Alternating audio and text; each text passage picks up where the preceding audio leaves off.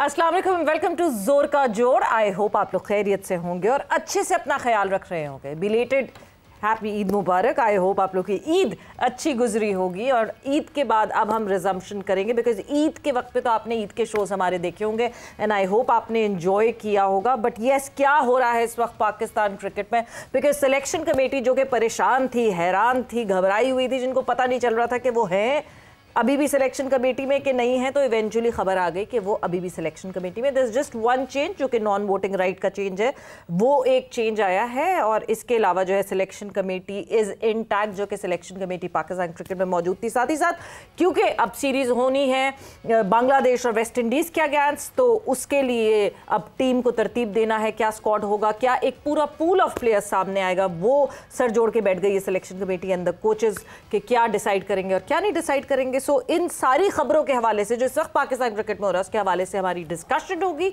मैं हूं सवेरा पाशा और मेरे साथ मौजूद हैं हाफिज मोहम्मद इमरान। और बिल्कुल सवेरा, जैसे आपने जिक्र किया सिलेक्शन कमेटी का, हैरानकुन बात भी है और दिलचस्प भी है कि पाकिस्तान क्रिकेट बोर्ड को अपनी ही सिलेक्शन कमेटी के बारे में एक प्रेस रिलीज जारी करना पड़ा है कि पाकिस्तान क्रिकेट बोर्ड की सिलेक्शन कमेटी अपनी जगह पर कायम और दायम है। हालांकि सवाल ये नहीं हो रहा था, सवाल ये था कि क्या सिकंदर बख्त और सरफराज अहमद सिलेक्शन कमेटी में शामिल किए जा रहे हैं या नहीं किए जा रहे हैं। उनका किरदार पाकिस्तान क्रिकेट बोर्ड अभी तक वाज़ेह नहीं कर पाया है। पाकिस्तान क्रिकेट बोर्ड ने इससे पहले ये नहीं कहा था कि सरफराज, अज़हर अली या फिर असद शफीक को अलहदा किया जा रहा है या अलीम डार को अलहदा किया जा रहा है। तो अपनी ही सिलेक्शन कमेटी पर मीडिया में अदम एतमाद के बाद पाकिस्तान क्रिकेट बोर्ड ने कहा कि नहीं, इन पर एतमाद बाकी है। लेकिन सरफराज अहमद और सिकंदर बख्त का मुस्तकबिल क्या है, वो पाकिस्तान क्रिकेट बोर्ड की सिलेक्शन कमेटी की मीटिंग्स में अगर शिरकत करते रहे हैं तो किस हैसियत में, और आज पाकिस्तान क्रिकेट बोर्ड में वो किस हैसियत में काम कर रहे हैं, ये सवालात ज़रूर हैं जो कि पाकिस्तान क्रिकेट बोर्ड के फैसला साजों के सामने आने वाले हैं। उनके जवाबात जानना ज़रूरी हैं।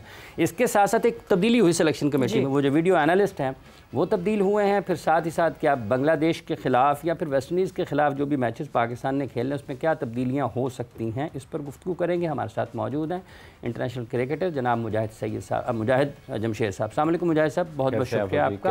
हमारे साथ मौजूद हैं क्रिकेट तजज़ियाकार मोहम्मद मोहसिन साहब। हमारे साथ मौजूद हैं स्पोर्ट्स एनालिस्ट जर्नलिस्ट जनाब अब्दुल कादिर ख्वाजा साहब। अस्सलाम वालेकुम मोहसिन साहब और ख्वाजा साहब, आपको भी बहुत बहुत शुक्रिया। खबरें क्या हैं ख्वाजा साहब? खबरें अब सब ईद की गैप की वजह से ना बहुत ज़्यादा हैं और वो सब मैंने जो है वो नोट डाउन की हुई हैं, जमा हो गई हैं बहुत ज़्यादा। एक तो सबसे पहले सिलेक्शन कमेटी की आपने बात की है, तो सिलेक्शन कमेटी जो थी, जब ये एक चीज़ सामने आई है, पाकिस्तान क्रिकेट बोर्ड ने इसको प्रेस रिलीज़ किया है कि ये एक नॉन वोटिंग राइट वाला बंदा जो है वो नहीं है, बाकी सब हैं और उसकी जगह एक नया बंदा शामिल किया गया है। तो सिलेक्शन कमेटी की ना मुताल्लिक साहब आपका फ़ोन कैमरे में नहीं आ रहा, वो रख लें, नहीं जाता वहाँ से नहीं पता लगेगा किसका मैसेज आ रहा है। देखिए वो सिलेक्शन कमेटी जो है आप साहब उसको ना काफ़ी हद तक, ये तो आपने मोबाइल ऐसे छुपाया जैसे पाकिस्तान क्रिकेट बोर्ड सिकंदर बख्त साहब और सरफराज साहब को छुपा रहे हैं। नहीं, ऐसी बात नहीं है। सिलेक्शन कमेटी ना काफ़ी हद तक शशोपंथ का शिकार थी कि उनका रोल बताया जाए कि क्या है क्या नहीं है, क्योंकि काफ़ी खबरें ये गर्दिश कर रही थी कि अज़हर अली और असद शफीक को फारिग कर दिया गया जी। और जो मेरे पास इतला थी, जो मैंने खबर दी थी, उनकी प्रेस रिलीज शाम को आई है। मैंने खबर सुबह दी थी कि पाकिस्तान क्रिकेट बोर्ड ने उनको कहा है कि बिल्कुल काम जारी रखें और किसी किस्म की कोई परेशानी नहीं है। आप लोगों का जो रोल है, जब तक आपको मुकम्मल तौर पर आगाह नहीं किया जाता, आप लोग अपना काम जारी रखें। तो यही सिलेक्टर्स चाहते थे कि उनको क्लैरिटी मिले। अब मिसबाउल हक वाला जो केस है वो भी मैंने खबर दी कि रेड बॉल कोच के लिए, पाकिस्तान टीम के लिए उनका इंटरव्यू लिया गया। अब जब उनका इंटरव्यू लिया गया, उनको डन कर दिया गया। अब डन करने के बाद जो हमें सोर्सेज बताते हैं कि वो उनको एक दफ़ा फिर कहा गया कि आप ज़रा थोड़ा सा सब्र कर लें। अच्छा। तो वो भी इस हवाले से क्लैरिटी मांग रहे हैं कि मुझे बताएं कि आया रेड बॉल के लिए मैं हेड कोच हूँ या नहीं हूँ। अभी तक उनको थोड़ा सा क्लियर नहीं किया गया, ये जो हमें इतला मिली है। दूसरा बांग्लादेश सीरीज। अच्छा, एक एक करके आगे बढ़ेंगे ना। आपने कहा सिलेक्शन कमेटी को क्लैरिटी नहीं थी। मुजाहिद जमशेद साहब, सिलेक्शन कमेटी में कोई शामिल हो और उसको ये वजाहत देना या उसको ये पूछना पड़ता है कि मेरा हैसियत क्या, सिलेक्शन कमेटी का किरदार होता है। देखिए, ये तो खबरें यार हमारे ही चैनल पे चलती हैं, पूरी दुनिया में कभी भी ऐसी बातें नहीं होती कि हर उस क्या कहते हैं, चाहे वो क्रिकेटर हो या नॉन क्रिकेटर हो, उसको अपने रोल का पता होता है और वो अपडेटेड रहता है एवरी टाइम, एवरी डे।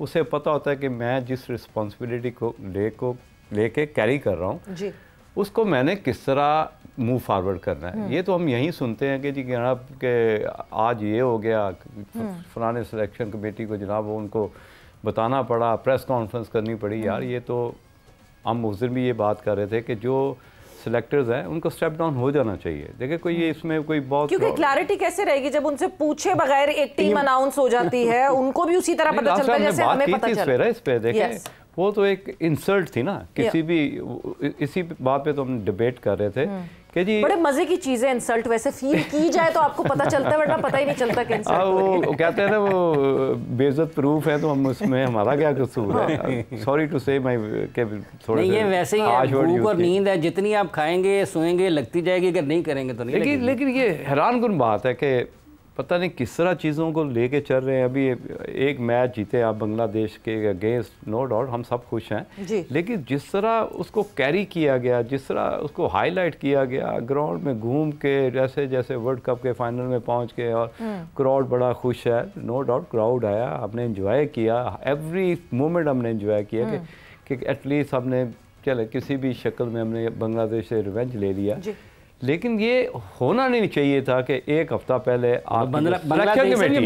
आपकी सिलेक्शन कमेटी ये कह रहे जी कि टीम अनाउंस होगी, हमें पता नहीं, तो भाई अगले दिन क्या आपको उसी सेकंड आपको रिजाइन देना चाहिए था कि ये हाउ इज दैट पॉसिबल कि आपसे पूछे बगैर आप सिलेक्शन कमेटी के पार्ट हैं, चाहे वो असद शफीक हो चाहे अजहर अली हो, उनकी भी अपनी एक डिग्निटी है, वो भी एक प्राइड कैरी करके चलते हैं, तो उनको तो अपनी रेपुटेशन अपनी डिग्निटी का ख्याल होना चाहिए। अलीम डार साहब भी हैं सर, देखिए मैं तो उसके डे फर्स्ट से अगर वो सुन भी रहे हैं तो मैं उसे उसके की कहते पहले दिन तो खिलाफ वो तेरा कम की मेरे सिलेक्शन कमेटी दे, तेरा कोई क्या तो क्यों नहीं बनता यार, खुदा का खौफ करो कि आप देखें आपने जिस फील्ड में इतना नाम कमाया हो, इतना बड़ा नाम कमाया हो, हम उसका आज भी रिस्पेक्ट करते हैं, लेकिन इस तरह की रिस्पेक्ट नहीं करते बीइंग ए क्रिकेटर के आप ज़बरदस्ती एक सिस्टम में घुसने की कोशिश कर रहे हैं। आपका एक्सपीरियंस क्या है यार, आप अगर ऐसे क्रिकेटर्स को लेके आए जिन्होंने ग्रास रूट लेवल से क्रिकेट खेली हो, उनको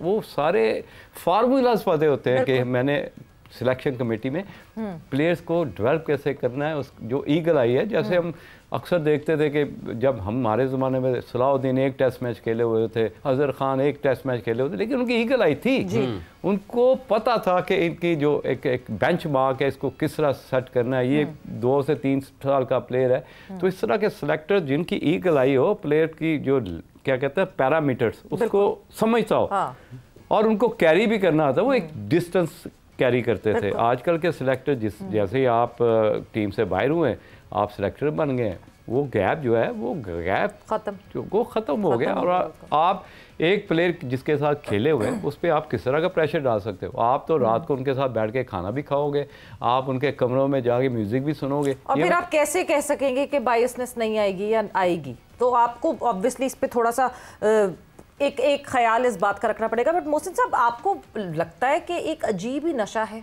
पीसीबी की इस कुर्सी में कि लोग कुर्सी छोड़ना ही नहीं चाहते? वैसे पीसीबी की नहीं, सारी कुर्सियों में नशा होता है अजीब सा। होता यह है कि जी अगर आप किसी चीज़ के अहल नहीं है और आपको वो चीज़ मिल जाए तो वो क्यों छोड़ेंगे आप। सबसे पहली तो बात है कि डिग्निटी तो उस सूरत में होती है कि मैं किसी मेरिट पे आया हूँ और फिर मैं डिग्निफाइड तो तब होऊंगा ना कि पहले मैंने वो डिग्निफाइड तरीके से कोई चीज़ अपनी अचीव की हो। तो पहले मैं आ गया हूँ, इत्फाकन मुझे बाई और किसी भी तरीके से मुझे मिल गई है, तो मैं उसको क्यों छोड़ूंगा। अभी मुजाहिद भाई जो बात कर रहे थे कि उनको रिज़ाइन कर देना चाहिए, बिल्कुल कर देना चाहिए, लेकिन कैसे करेंगे।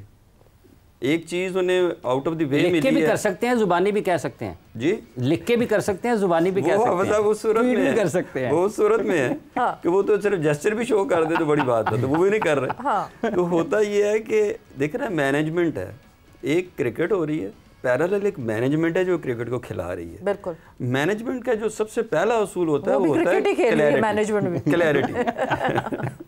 उसमें क्लैरिटी होनी चाहिए कि मेरा एक डिफाइंड रोल है। अब यहाँ ये हो रहा है कि ये बंदा सिलेक्ट करेगा, ये उसको ऑब्जर्व करेगा, और फिर वो अवाम कहती है कि ऑब्जर्व क्यों करेगा, तो वो फिर ये सारी जो कन्फ्यूजन हुई है कि पहले लोगों को अंदर लाया गया, फिर लोगों ने उस पर, प्लेयर्स ने भी उस पर रिएक्ट किया और सब ने कहा कि जी एक बंदा अगर इतने दिन से हमें बुरा भला कह रहा है तब हम ही में से सिलेक्ट करेगा। बंदे तो वही हैं, स्लॉट तो वही है जिनको आप सालों से कह रहे हो कि ये ख़राब है, ये ख़राब है, ये ख़राब है।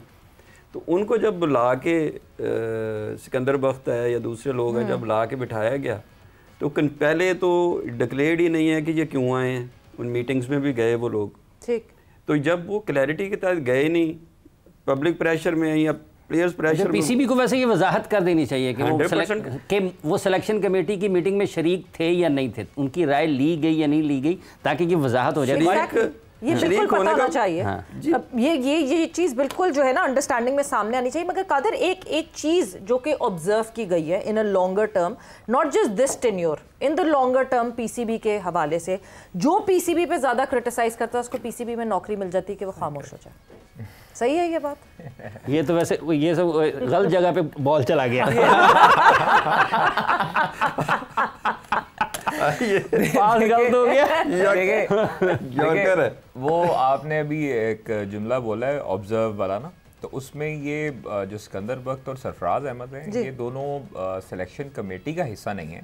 ये ऑब्जर्वेटरी एक कमेटी बनाई गई है, उसका हिस्सा है, जो कि बैठ के ऑब्जर्व करेंगे खामोशी। एग्जैक्टली, जो भी डिसीजन बोलने की इजाजत नहीं, जो भी नहीं, अपनी राय देंगे, अपनी राय देंगे माइक। अच्छा, एक कथा कलामी की बात चाहूँगा, ये वैसे कई मुल्क ऐसे हैं कि आप उनके इमिग्रेशन पे जाएँ ना, तो वो 3-4 लोग साथ बैठे होंगे, वो आपका पासपोर्ट आप एक बंदे को देंगे, उसका काम सिर्फ ये होगा, उसने अगले बंदे को यूं पकड़ा देना है। अब ये वाला जो बंदा है ये अगले बंदे को यूं पकड़ा देगा। तो ये इसी किस्म की कमेटी है, ख्वाजा साहब के सिलेक्शन कमेटी लिखी आनी है, उसने आगे उसको पकड़ा देनी है। नहीं, इसमें जो अभी सिलेक्शन हुई है, ये जो बांग्लादेश सीरीज थी जी, इसमें ऑब्जर्वेटरी कमेटी जो थी वो काम कर रही थी, और उन्होंने भी अपने 2-3 प्लेयर्स ऐसे दिए थे जो कि चेंज हुए थे, जो हमें सोर्सेज बताते हैं कि उन्होंने अपनी राय दी थी और वो सिलेक्शन कमेटी के पास गई थी, क्योंकि माइक हैसन ने इस वक्त ज़्यादातर कंट्रोल जो है वो सारे बंदों से ज़्यादा माइक हैसन के पास है, अथॉरिटीज़ और कंट्रोल। तो माइक हैसन ने जो स्क्वाड बनाया था, जो चीज़ें हुई थी, जो चेंजेस हुई थी, वो कमेटी के मुश्तरका ताउन की वजह से हुई थी। और देखिए, अब ये 2 बंदे हैं, सरफराज अहमद का सुनने में आ रहा था कि उनको सिलेक्शन कमेटी में शामिल किया जाएगा।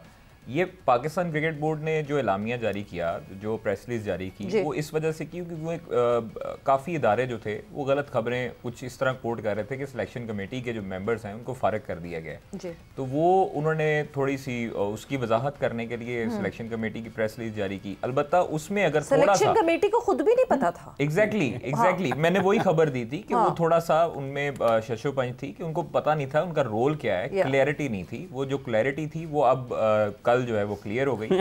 तो उसमें जैसे अभी ये मुजाहिद साहब और मोहसिन साहब ने भी कहा है कि अब हम क्यों इतना ज़्यादा क्रिकेट बोर्ड में कि क्या हो रहा है क्या नहीं हो रहा, क्यों नहीं है, मतलब अगर क्लैरिटी नहीं है। ईद से पहले तक थोड़ा सा चल रहा था ये चीज़ें, और एनसीए में काफ़ी हद तक लोग जो थे वो आपस में गुफ्तगू करते थे कि क्या बनेगा, क्या होगा, क्या सोचा जाए। तो वो थोड़ी सी चीज़ें अब सेटल डाउन होना शुरू हो चुकी हैं आहिस्ता आहिस्ता। तो वक्त लगेगा थोड़ा सा, 1-2 हफ्ते तक इंशाल्लाह ठीक हो जाएंगी चीज़ें। अलबत्ता अगले 2 हफ्ते के लिए ठीक होंगी? नहीं, आगे हम उम्मीद करते हैं कि आगे तक जो है वो चीज़ें ठीक हो। आप साहब तुसी बात ईद के बाद मुझे ऐसा लगता है कि सिर्फ हसन चीमा ही जो है वो कुर्बान हुए हैं, उनकी कुर्बानी हुई है। नहीं, वो अभी हेड कर रहे हैं उसको, जो एनालिस्ट की जो कमेटी है कि वो जो उनको अपने किन को हेड कर रहे हैं, वो उस कमेटी को हेड करेंगे। अब वो उनका डिपार्टमेंट है, हाँ, जो एनालिसिस करते हैं उनका डिपार्टमेंट। मतलब उस्मान जो है वो उनके अंडर आएंगे। उस्मान है वो इनके अंडर है। Exactly. कितनी कमेटी बन गई आप जरा गिन के मुझे बता देंगे पाकिस्तान क्रिकेट बोर्ड में, नंबर ऑफ कमेटीज। बट मुजाहिद साहब, एक चीज़ जिस पे हम बार बार बात करते हैं, stability of the system, stability of the system. काफ़ी अरसे से अब स्टेबिलिटी आ गई। मोहसिन नकवी साहब को अच्छा खासा टाइम हो गया, अच्छा टाइम गुजार लिया है पाकिस्तान क्रिकेट बोर्ड में उन्होंने। बट ये जो नीचे की इनस्टेबिलिटीज़ हैं जो कि मुसलसल बदल रही हैं, यू टर्न्स, इधर से ये चेंज, चैम्पियंस कप करवाया जी, एक दफ़ा करवाया, इस दफ़ा जो है वो स्क्रैप बिल्कुल चैम्पियंस कप कर रहे हैं। हम आज तक रमीज राजा के पीजीएल को रोते हैं कि हाँ जी इतना खर्चा करवा दिया कि हमने पीजीएल करवाई और वो हमें हिट बैक की। तो चैंपियंस कप ने तो और बहुत ज़्यादा खर्चे करवा दिए। नहीं, नो डाउट। देखें, मगर इस डाउट को हम यही रोकते हैं। हम एक ब्रेक पर जा रहे हैं, ब्रेक से वापस आते हैं तो वाकई इस पे भी तो सवाल कोई बनता है कि जब इतना कोई एक प्लान बना के उस पर इतने खर्चे किए जाते हैं तो क्यों नहीं कोई सवाल पूछता। फिर सवाल तो हर किसी से पूछना चाहिए। ब्रेक पर जा रहे हैं, ब्रेक से वापस आते हैं, कॉन्वर्जेशन को आगे बढ़ाते हैं।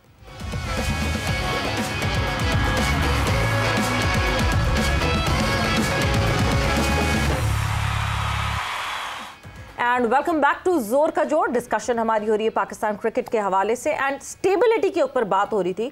बट कादर, जब स्टेबिलिटी की बात करते हैं तो इनस्टेबिलिटी ऑफ एफटीपी भी सामने आ रही है, बिकॉज ऑब्वियसली एक बांग्लादेश की सीरीज तो है, मगर उसके बाद वेस्ट इंडीज़ में जहाँ हमने 3 ODIs और 3 T20s खेले थे, उसमें भी 5 T20s की खबर आ रही है। एग्जैक्टली देखिए, वेस्ट इंडीज़ बोर्ड के साथ पाकिस्तान क्रिकेट बोर्ड राब्ते में, और अभी तक वेस्ट इंडीज़ क्रिकेट बोर्ड की तरफ से कोई जवाब फाइनल तौर पर नहीं है, लेकिन तजवीज़ ये दी गई है कि आप जो है वो 5 T20 करवा लें, 3 ODI जो हैं उसको ख़त्म कर ली जाए, ताकि T20 की मैक्सिमम वर्ल्ड कप के हवाले से ज़्यादा तैयारी देखी जाए।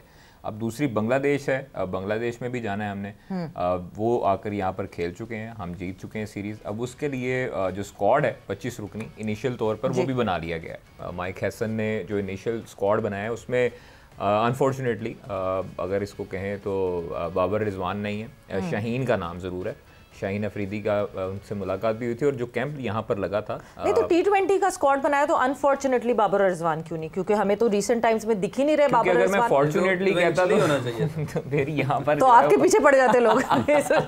इसका बड़ा डर है आजकल लोगों को ना कि सोशल मीडिया पे मेरे पीछे पड़ जाएंगे। बाबर रिजवान को कैटेगोरिकली कह दिया गया, उनको समझा दिया गया है, बता दिया गया है, और अनफॉर्चुनेटली बता दिया गया। बताया गया है, हैसन की तरफ से भी बताया गया, LCC ग्राउंड में भी उनको बताया गया है कि थोड़ा सा आप अपने आप को डेवलप करें। T20 के नए लड़के हैं, नए लड़कों ने PSL में परफॉर्म किया है, जिनका PSL में परफॉर्मेंस थी उनका कैंप लगा है, और ये हमारा प्लान है। तो उनको कहा गया है कि आपके दरवाजे बंद नहीं हो सकते, आप अपने आप को डेवलप करें, स्ट्राइक रेट बेहतर करें, अच्छे तरीके से आप मेंटेन करके डोमेस्टिक में आए, परफॉर्मेंसेस दें, फिर वापस पाकिस्तान टीम में आ जाए। क्योंकि सीनियर हैं, सीनियर नो डाउट, आपके सीनियर प्लेयर का एक एडवांटेज ज़रूर होता है, प्रेशर हैंडलिंग का उसको पता होता है, आइडिया होता है। लेकिन बाबर रिजवान के मुतालिक शुरू से ही ये एक बनाई गई थी चीज़ कि उनका स्ट्राइक रेट और उनकी जो पावर प्ले की जो बैटिंग है उसमें रन्स जो हैं वो अच्छे नहीं आते। खुशकिस्मती से यहाँ पर जो लड़के ट्राई किए गए उसमें हसन नवाज ने PSL में थ्रू आउट बड़ी अच्छी परफॉर्मेंस दी, उसने हसन नवाज ने मिडल ऑर्डर में जाकर अच्छी परफॉर्मेंसेस देना शुरू की। इसका क्रेडिट भी कोयटा को जाता है जिन्होंने मिडल ऑर्डर पे उसको शामिल किया। आपने न्यूजीलैंड में जाके उसको ओपन करवा दिया। अब चूंकि आपका मिडल ऑर्डर भी अच्छा हुआ, उसके बाद आपके पास ये इतलात आ रही हैं कि रिजवान की जगह जो विकेट कीपर हैं वो इखलाक या रुहेल नज़ीर में से किसी एक को चुना जा सकता है, क्योंकि इखलाक ने भी अच्छी परफॉर्मेंसेस दी हैं सुपर सिक्सेस में, यहाँ पर डोमेस्टिक में भी अच्छी परफॉर्मेंसेस दी हैं। रुहेल जो है वो भी मोहम्मद हारिस जो है वो खेलेंगे, वो तो प्लेइंग रिजर्व विकेट कीपर के, तो वो अब ये चीज़ें चल रही हैं। 25 का जो स्क्वाड है उसमें सुफियान मुकीम भी हैं और अली रज़ा का नाम भी सुनने में आ रहा है। अभी 25 बनाए हैं, अभी फाइनल नहीं हुए क्योंकि अभी इनके वीज़ाज वगैरह भी लगने थे USA के, और वो सारी चीज़ें होनी थी, तो इस वजह से अभी वीज़े प्रोसेस के लिए 25 बंदों के नाम अभी बनाए हैं। अभी सिलेक्शन कमेटी बैठेगी, हेड कोच से मुशावरत होगी, सारी चीज़ें होंगी, तो फिर जाकर फाइनलाइज किया जाएगा इस चीज़ों को। तो वो अभी तक तो यही है कि वेस्टर्न इंडियन जो क्रिकेट बोर्ड है उसकी तरफ से फाइनल आंसर अभी ये नहीं आया कि 5 T20 करने हैं या जो एज पर शेड्यूल है उसको आगे लेकर जाए। मुजाहिद साहब, ये क्या माजरा है? मतलब क्लैरिटी की शुरू से जब प्रोग्राम शुरू किया कि आपके पास वजाहत क्यों नहीं है, आप क्रिस्टल क्लियर क्यों नहीं है चीज़ें आपकी? मतलब बाबर और रिजवान के साथ अगर आप आगे T20 क्रिकेट नहीं खेल सकते तो ये कहने की क्या ज़रूरत है, दिलासे देने की, या दरवाजे बंद आपके लिए नहीं हुए हैं? मतलब आप करिए, हम आगे बढ़ रहे हैं जी। यार वेरी स्ट्रेंज, वो भी डरते हैं, वेरी स्ट्रेंज। जब आपकी जगह ही नहीं बनती तो आपको वजाहत क्यों देनी पड़े?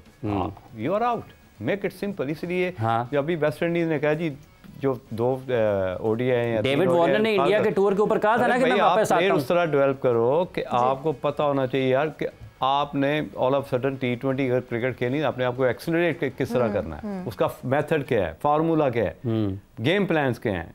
जो मॉडर्न डे क्रिकेट है हमने तो उसको फॉलो करना है। मॉडर्न शायद सवेरा को याद हो, सवेरा मैंने आपके इस प्लेटफॉर्म पे बैठ के बात की थी कि मुझे रिजवान, बाबर और शाहीन अफरीदी बाहर होते हुए नजर आ रहे हैं, क्योंकि हम भी तो देखते हैं, हम भी चीज़ों को ऑब्जर्व कर रहे होते हैं कि किस तरह की क्रिकेट खेली जा रही है, इनका माइंडसेट क्या है, इनके माइंडसेट के पीछे सिम्टम्स क्या हैं, रीजंस क्या हैं कि why they keep doing the same thing. कोई अपने आप को एक्सेलरेट नहीं कर रहे, इनहेंस नहीं कर रहे, तो एक हद तक आप जा सकते हो ना, उसके बाद तो आपका रिवर्स लगना ही लगना होता है। तो हमने वो देखा है कि रिवर्स लगा इनको, और इस तरह की वजाहत देना कि जी वो आकिब ने बुला लिया, मीटिंग होगी बाबर के साथ, रिजवान के साथ मीटिंग होगी कि अपना प्लेइंग स्टाइल चेंज करो यार, आगे बढ़ो यार। आप क्यों इनको ये क्यों नहीं कहा जा सकता कि आप अब ओडीआई पे और टेस्ट पे फोकस करें? दो फॉर्मेट्स हैं, ये भी पाकिस्तान की किट पहन के खेले जाते हैं, इन दो फॉर्मेट्स पे फोकस करें और T20 छोड़ दें बच्चों के लिए। ऐसी क्यों नहीं बात की जाती? क्यों एक नारा लगा दिया जाता है कि हाँ जी करते रहे, तैयारी करते रहे, क्या पता आपका नंबर आ जाए। दरवाजा खुला हुआ है, लेकिन जब आप दरवाजे के पास आएंगे हम बंद कर देंगे। कैसी बात कि जितनी खूबसूरत क्रिकेट साहब ऐसे ही है ना, टेस्ट क्रिकेट और ओडीआई है, इनको तो बड़े दे फील प्राउड कि यार हमारी सिलेक्शन जो है ना वो बेटर क्रिकेट के लिए है। हाँ। ये जो T20 क्रिकेट इस ऑल अबाउट के यार ये नॉन स्टॉप क्रिकेट है ना। जब आप नॉन स्टॉप क्रिकेट खेलते तो आपके पास non stop shot of range भी होनी चाहिए, आपके पास अगर आप बॉलर हैं तो आपके पास वो सारा टूल्स होने चाहिए जो आप किसी भी बैट्समैन को मेंटली डिस्टर्ब कर सकें। क्योंकि हम कहते थे यार ये प्रेडिक्टेड बॉलर है, अब तो सारी चीज़ें ही चलेंगी T20 की, और बॉलिंग में हो या बैटिंग में हो चली गई जी। ये प्रेडिक्टेड नहीं होना चाहिए।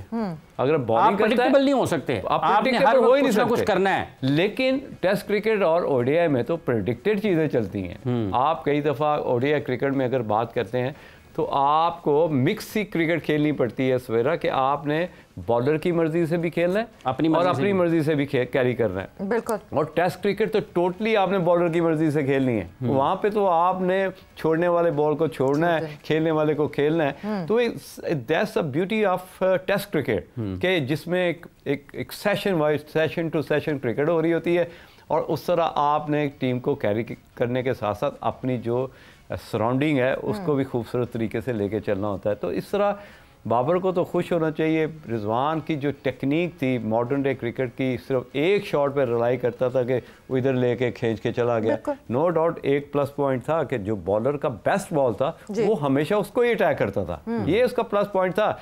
लेकिन वो कितनी देर एक ही शॉट के ऊपर, आपको बुमराह वाला याद है जो हमने इंडिया के खिलाफ अब नहीं जीत सके 2024 में, वही था वो। बुरा शॉट मार के पूरी टीम को उस सिचुएशन में डाल दिया कि मेरा ख्याल है कि वो वाहद ऐसा मैच था हाफिज जी जहाँ पे 1 घंटा पहले इंडिया का पूरा क्राउड गायब होना शुरू हो गया था। सर बिल्कुल हमें मुबारकबाद दे दी थी, हम तो वहाँ थे, वहाँ पे सन्नाटा था। सारे इंडियन जर्नलिस्ट ने हमको मुबारकबाद दे दी थी, हमसे वो कर लिया था कि हाँ जी आज डिनर आप लोगों ने करवाना है क्योंकि आपकी टीम जीत रही है। हमने कहा रुक जाए अभी, हमें अभी डाउट है, अभी रुक जाए। उस सिचुएशन में इतना बुरा शॉट मार के आउट हो जाना और इतना बड़ा मैच, या तो होना कोई जिम्बाब्वे के अगेंस्ट चलो हम बर्दाश्त कर सकते हैं यार, ऐसी चीज़ें डाइजेस्ट नहीं होती कि आप एक सीनियर प्लेयर के साथ साथ आप इंडिया के अगेंस्ट खेल रहे हो और हमारी स्टेक लगी है, we are on stake. Exactly उस सिचुएशन में आप इतने केयरलेस नहीं हो सकते। और उसके बाद आप जिस तरह के आके प्रेस कॉन्फ्रेंस करते हो यार,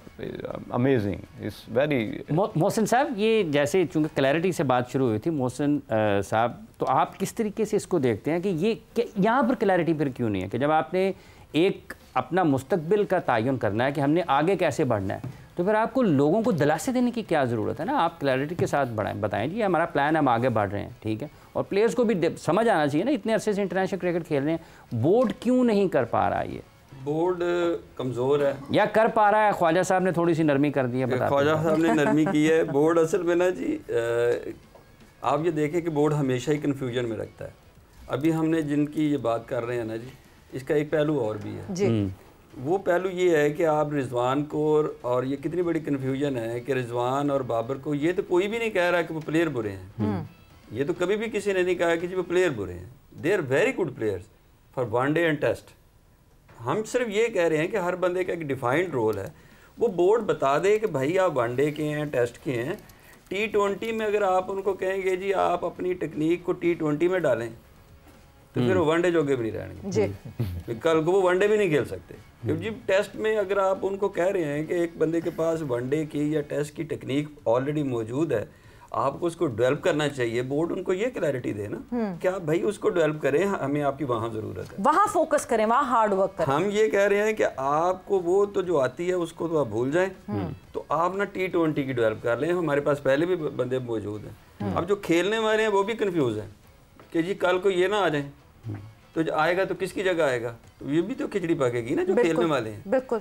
तो आप बजाय इसके क्लैरिटी जो है ना जी, वो ना सिलेक्शन कमेटी में है कि आपने देखा कि पिछले 10 दिन में क्या हुआ कि 2 बंदे बैठ रहे हैं, 2 बाहर जा रहे हैं, फिर 2 अंदर आ रहे हैं। ना वो सिलेक्शन वालों को पता है कि हमने सेलेक्ट किया है तो वो कौन हम उसको तब्दील कर देगा आके। ना ही खेलने वालों को पता है कि हमें हमारे पास क्या डिफाइंड रोल है। जब तक आप क्लैरिटी नहीं करेंगे ना, ये इसी तरह कंफ्यूजन है और ये बोर्ड की कमजोरी समझता हूँ मैं। बोर्ड कमजोर है, कंफ्यूजन बिल्कुल कमजोर है, कंफ्यूजन भरी हुई है, मजबूत है, कंफ्यूजन भरी हुई है। एशिया कप के हवाले से भी कंफ्यूजन है बहुत सारी। ख्वाजा साहब, हो रहा है एशिया कप के नहीं हो रहा? एशिया कप इंशाल्लाह होगा, और उससे पहले चूंकि अफगानिस्तान ने अगस्त में आना था पाकिस्तान में, तो अभी ये प्लान बनाया जा रहा है कि पाकिस्तान, अफगानिस्तान और यूएई की टीम के दरमियान ट्राई नेशन सीरीज हो, और वो उसी शेड्यूल के मुताबिक हो, उसमें T20 मैचेस हों। एशिया कप चूँकि अब यूएई में होना है और भारत होस्ट था इसका, होना है 3 साल कॉन्ट्रैक्ट के मुताबिक ना पाकिस्तान भारत जाएगा और ना भारत पाकिस्तान आएगा। तो न्यूट्रल वेन्यू के मुताबिक लोग ये कह रहे थे कि श्रीलंका में, लेकिन अब जो है वो ट्राई नेशन सीरीज़ चूँकि होनी है यूएई में, और उस हवाले से बोर्ड भी और एशियन क्रिकेट काउंसिल भी इस हवाले से कर रही है चीज़ें, और वो अगस्त में इंशाल्लाह ये ट्राई नेशन सीरीज़ होगी पाकिस्तान, अफगानिस्तान और यूएई की, और सितंबर में यूएई में जो है वो होगा एशिया कप। तो ये अभी तक की इतलात थी। अभी फर्दर जो है वो इस पे चीज़ें डिस्कशन होगी और सारे बोर्ड्स को जो है वो लिया जाएगा लूप में। फिर एशियन क्रिकेट काउंसिल का भी इजलास होगा, उसमें बाकायदा तौर पर ये ऐलान कर दिया जाएगा। 3 मुल्क की सीरीज की तरफ जा रहे हैं। एशिया कप हो रहा है कि 3 मुल्क की सीरीज हो गई एंड देन एशिया कप जो है वो होगा। चलें, ये तो एक अच्छी खबर है, मगर साथ ही साथ अच्छी खबर एक और पाकिस्तान क्रिकेट के लिए, that the former captain of Pakistan women team Sana Mir, उनको कांग्रेट्स करना बहुत ज़रूरी है, because ICC hall of fame में उनका नाम आना, it is a very big pride for us. So Mujahid साहब, एक प्राइड फुल मोमेंट, एक प्राइड का मोमेंट है। एंड आज लॉर्ड्स में जब वर्ल्ड टेस्ट चैंपियनशिप का डे 2 शुरू हो रहा था, तो Sana Mir was the one who रंग द बेल। बड़ी खुशी की बात, जिस दिन ये खबर चल रही थी तो आई फीलिंग सो प्राउड, इसलिए कि ऐसी कम्युनिटी में रह के इतना सर्व करना, और ऐसी जगहों पे जब ये इन्होंने क्रिकेट स्टार्ट की, हम तो तब से देख रहे हैं ना, जब पाकिस्तान की वुमेन क्रिकेट स्टार्ट हुई तो सना मीर को वहीं से देख रहे हैं हम। तो जब छोटे छोटे इलाकों में जाके किसी को मोटिवेट करते हो, तो वो मोटिवेशन उस दिन हमें फीलिंग आ रही थी कि इसने बड़ी सर्विसेज दी हैं अपने मुल्क के लिए, तो she most deserving women cricketer कि जिनको ये अवार्ड मिलना चाहिए था। उसके पीछे ये था कि आप जिस कम्युनिटी से निकल के उस जगह पे पहुँचे हैं, कितने मुश्किलों से निकल के उस जगह पे जाना, लोगों की नज़रों में आना, लोगों के फैमिली में रह के तरह तरह की बातें सुनी, तो इस वंडरफुल फीलिंग के वो उस जगह पे कि उनको जो अवार्ड दिया गया वो मच डिजर्व थी। बिल्कुल मोहसिन साहब, मतलब एक आप सामने एक चीज़ देखते हैं कि not even coming out from a metropolitan city, Abbottabad से ताल्लुक़ है सना मीर का, और वहाँ से उस एक एरिया से आना जहाँ पे हम कहते हैं कि बहुत रिजर्व रखा जाता है अपनी ख़वातीन को। ऑल टुगेदर पाकिस्तान में ये जब वुमेन क्रिकेटर्स निकल कर आती हैं, वो एक जंग लड़कर वुमेन क्रिकेटर बनती हैं, अपने कभी ख़ानदान वालों से तो अपने डिस्टेंट किसी चाचा मामू से। वहाँ Sana Mir being the idol for the young girls of Pakistan and the world. देखिए जी, वो अगेंस्ट ऑल ऑड्स हमारी ख़वातीन खेलती हैं क्रिकेट, और जिस ज़माने में अभी तो फिर भी एक अवेयरनेस आ गई है, बार बार हमारी क्रिकेट टीम टूर कर रही है, गेम्स आ गई हैं, थोड़ा एक मीडिया ने भी कवरेज दी है उसको। शुरू में मीडिया भी उतनी ज़बरदस्त कवरेज उनको नहीं दे रहा था, तो अब तो फिर भी थोड़ा बेहतर हो गया। जिस ज़माने में इन लोगों ने स्टार्ट किया, और उसकी बहुत बड़ी खिदमत है पाकिस्तान वुमेन क्रिकेट के लिए। जिस तरह जिस तरह हम कह सकते हैं ना जी, मेंस क्रिकेट में शाहिद अफरीदी है, वसीम अकरम है, इमरान खान है, इन लोगों के जिस तरह बड़े रोल हैं, तो ये एक बहुत बड़ा रोल है जो उन्होंने अपनी वुमेन क्रिकेट के लिए किया। और उनको देख के बहुत सारी जो ख़वातीन क्रिकेट हैं, ये इसलिए खुशकिस्मत रहे कि 2010 का जो एशियन गेम्स था, वहाँ पर जो उन्होंने कामयाबी हासिल की, उससे पाकिस्तान की वुमेन क्रिकेट को एक बिल्कुल एक नई जिंदगी मिली, वहाँ से उनको हौसला भी मिला कि हम कर सकते हैं, हम जीत भी सकते हैं। और ये उन्होंने ऐसी ऐसी परफॉर्मेंसेस दी हैं कि जिनसे फिर दूसरों को ये हौसला मिला कि हम परफॉर्म भी कर सकते हैं, और फिर उनकी बड़ी खिदमत है। और हॉल ऑफ फेम में जाना तो वो तो खैर एक अचीवमेंट है, लाइफ टाइम अचीवमेंट है जी। ये कैसी अचीवमेंट होगी? जयशाह साहब सना मीर को उनका हॉल ऑफ फेम दे रहे हैं जनाब फाइज साहब।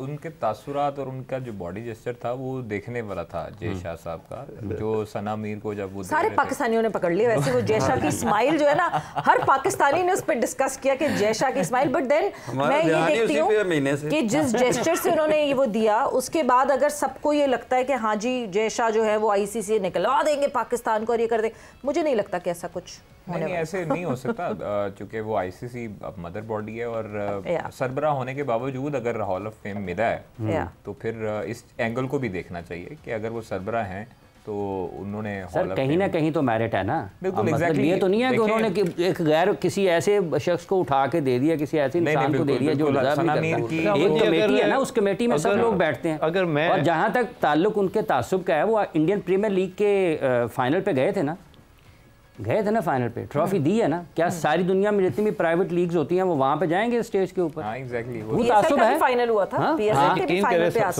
यकीन करो अगर यही सवाल अगर आप सना मीर से करेगी ना जी कि आप इस हॉल ऑफ फेम के लिए डिजर्व करती थी, तो वो चीख के रो के आपको बताएगी कि मैं डिजर्व करती थी। वो इसलिए कि वो मुश्किलें हमने बड़ी लंबी देखी हुई हैं, बहुत लंबा सफर था, और कितने प्लेयर्स के घरों में जाकर उनको मोटिवेट करती होंगे तेरे में बड़ा टैलेंट। बहुत सारी मुश्किलात से गुजर के Sana Mir now in the ICC hall of fame and congratulations to her, congratulations to every Pakistani and specially the proud parents of Sana Mir जो के साथ उस वक्त खड़े हुए थे, और उससे आइकॉनिक अच्छी पिक्चर हो नहीं सकती। इतने बड़े नामों के बीच में Sana Mir hall of the fame का हिस्सा बनी और हम सब के लिए बड़ी फ़ख्र की बात है वो। एंड विद दैट वक्त यहाँ पे ख़त्म हो गया। आप लोग का बहुत बहुत शुक्रिया, थैंक्स फॉर बीइंग हियर। जोर का जोड़ का वक्त ख़त्म होता है। सवेरा पाशा को और हाफिज़ इमरान को इजाज़त दीजिए। अपना बहुत ख्याल रखिएगा। टेक केयर, बाय बाय, अल्लाह हाफ़िज़।